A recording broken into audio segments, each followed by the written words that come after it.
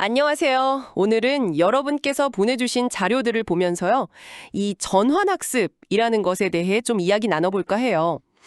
그러니까 우리 안에서 뭔가 깊은 변화가 일어나는 과정, 그런 거 있잖아요. 네, 전환학습. 흥미로운 주제죠. 흔히 생각할 때는 뭐랄까 인생이 확 바뀌는 그런 큰 사건, 그런 것만 변화를 만든다고 보잖아요.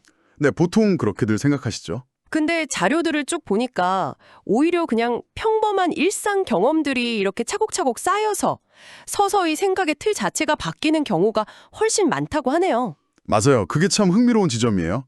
겉으로 보기엔 별거 아닌 것 같은데 속에서는 큰 변화가 진행 중인 거죠. 그래서 이번에는 이 전환학습이라는 게 실제 그걸 겪는 사람 입장에서는 어떻게 느껴지는지, 또 어떤 것들이 이런 근본적인 변화를 만들어내는지 좀 깊이 파헤쳐 보려고 합니다. 좋습니다. 이성적인 접근도 중요하지만 또 다른 측면도 있죠. 네, 맞아요. 뭐 비판적으로 따져보고 그런 이성적인 길도 있지만 감정이라든지 아니면 뭐 직관 같은 거 있잖아요. 딱 떨어지지 않는 거.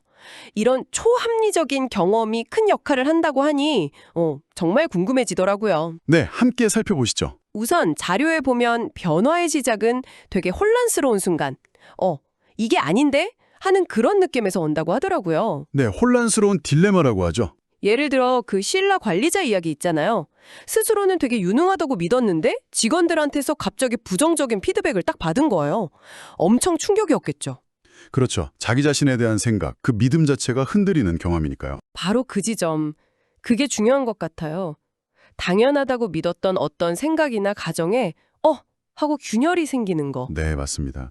쉴라의 경우도 처음엔 좀 방어적이었을 수도 있지만 결국 그 충격이 계기가 돼서 자기 리더십을 돌아보게 된 거죠. 그리고 점진적으로 변화했고요. 근데 이게 그냥 충격만 받는다고 다 되는 건 아닌가 봐요. 아, 그럼요. 중요한 건 스스로가 이 상황을 바꿀 수 있다, 혹은 뭔가 해볼 수 있다는 그런 힘이 있다고 느껴야 해요. 주체성이라고 할까요? 아, 주체성. 네. 데이비드 학생 사례처럼 난 아무것도 못해, 이렇게 무력감을 느끼면 성찰을 해도 행동으로 이어지기가 좀 어렵죠. 결국 내가 뭘 당연하게 여기고 있었나? 이걸 알아차리고 거기에 왜? 하고 질문을 던지는 게 핵심이군요. 그렇죠. 그 온라인 수업 들었던 운동선수 쌤 이야기처럼요. 당연히 온라인 수업은 편할 줄 알았는데 전혀 다른 방식에 부딪히니까 그제야 내가 왜 그렇게 생각했지? 하고 돌아보게 된 거잖아요. 네, 익숙함에 균열이 가는 순간이죠. 근데 이렇게 혼란스러울 때 혼자 힘으로만 이게 가능할까요? 좀 버거울 것 같은데. 좋은 지적이세요.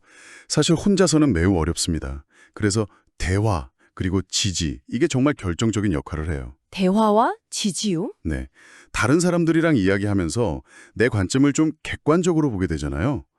내가 너무 내 생각에 갇혀 있었구나, 이런 식으로요. 그리고 새로운 가능성도 발견하게 되고요.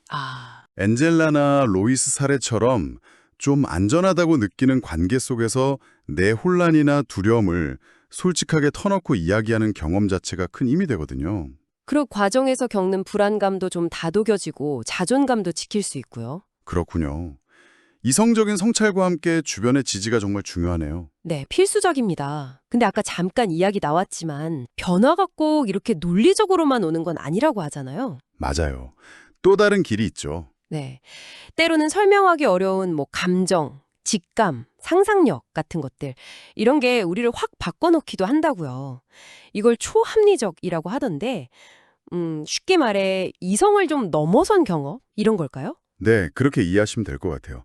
들크스 같은 학자는 이걸 영혼의 작업, 소울워크라고 표현하기도 했어요. 영혼의 작업. 네, 논리적으로 분석하고 따지는 것보다는 이미지나 꿈이나 아니면 어떤 강렬한 감정의 흐름 같은 걸 통해서 우리 안에 더 깊은 무언가와 연결될 때 그때 강력한 전환이 일어난다는 거죠. 약간 머리로 이해하는 거랑은 다른 차원이네요. 그렇죠. 그 세포생물학자 브루스 립튼 이야기 아시나요? 오랫동안 아주 확고한 과학적 세계관만 믿었는데 어느 순간 갑자기 영적인 관점을 받아들이게 되면서 엄청난 해방감과 기쁨을 느꼈다고 하잖아요. 네네, 들어본 것 같아요. 이건 이성적으로 뭐가 맞다 틀리다 이런 분석을 넘어선 깨달음인 거죠. 때로는 이런 초합리적인 경험이 더 근본적인 변화를 가져오기도 합니다. 그 음악교사 리사가 콜라주 작업하다가 예술이랑 자기 자신에 대한 관점이 확 바뀌었다는 이야기도 되게 인상 깊었어요. 아, 네. 그것도 좋은 예시죠. 그냥 머리로만 생각한 게 아니라 직접 손으로 만들고 느끼는 그 과정 속에서 뭔가 말로는 설명하기 어려운 깊은 깨달음을 얻은 거잖아요. 어쩌면 이런 방식이 더 강력할 수도 있겠네요. 그럴 수 있죠. 몸으로 감각으로 체득하는 경험이니까요. 그럼요. 이런 변화들, 이게 뭐 번개 치듯이 어느 날 갑자기 확 오는 걸까요? 아니면 좀 안개처럼 서서히 스며드는 걸까요? 자료들을 보니까 두 가지 다 가능하다고는 하는데 네, 둘 다 가능하죠.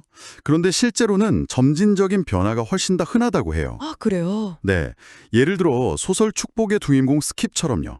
갑자기 아기를 돌봐야 하는 예상치 못한 책임을 딱 맡게 되잖아요.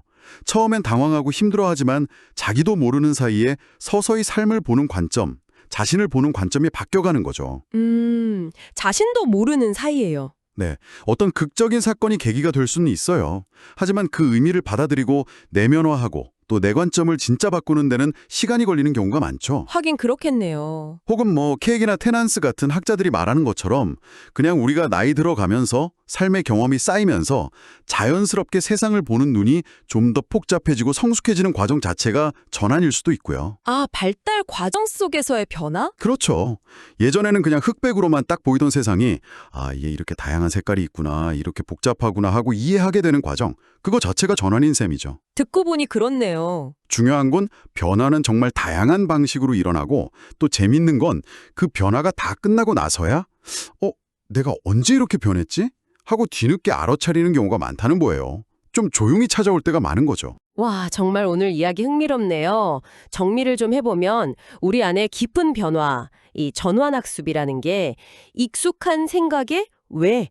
하고 질문을 던지는 비판적 성찰이라는 이성적인 길도 있지만 네, 이성적인 길. 또 감정이나 직관, 뭐 상상, 이런 초합리적인 경로를 통해서도 일어날 수 있다는 거고요. 그렇죠. 초합리적인 길도 있죠. 그리고 그 변화가 꼭 극적인 사건 후에 번개처럼 오는 게 아니라 오히려 안개처럼 서서히 스며드는 점진적인 경우가 더 많다는 거네요. 맞습니다. 점진적인 경우가 하나죠. 결국 핵심은 어떤 경로든 내가 기존에 가졌던 생각의 틀, 여기에 너무 갇히지 않고 새로운 가능성에 마음을 여는 태도, 이게 중요한 것 같습니다. 네, 정확히 보셨습니다. 그 열린 태도가 핵심이죠. 그래서 마지막으로 여러분께 한번 질문을 던져보고 싶어요. 네, 어떤 질문인가요? 만약에요, 여러분이 지금까지 정말 절대적으로 옳다고 이건 진리라고 굳게 믿어온 어떤 생각이나 신념이 있다고 한번 상상해 보세요. 네? 그런데 어느 날 그 믿음과 정면으로 깍 부딪히는 아주 강력한 증거나 경험을 마주하게 된다면 여러분의 첫 반응은 어떨 것 같으세요? 첫 반응이요. 네. 어떻게든 막 기존의 믿음을 지키려고 방어벽을 칠까요? 아니면 그 불편한 모순, 그 자체를 기꺼이 한번 탐색해 보려고 할까요? 어쩌면 그 첫 반응 안에 여러분 자신의 변화 가능성에 대한 중요한 실마리가 숨어 있을지도 모릅니다.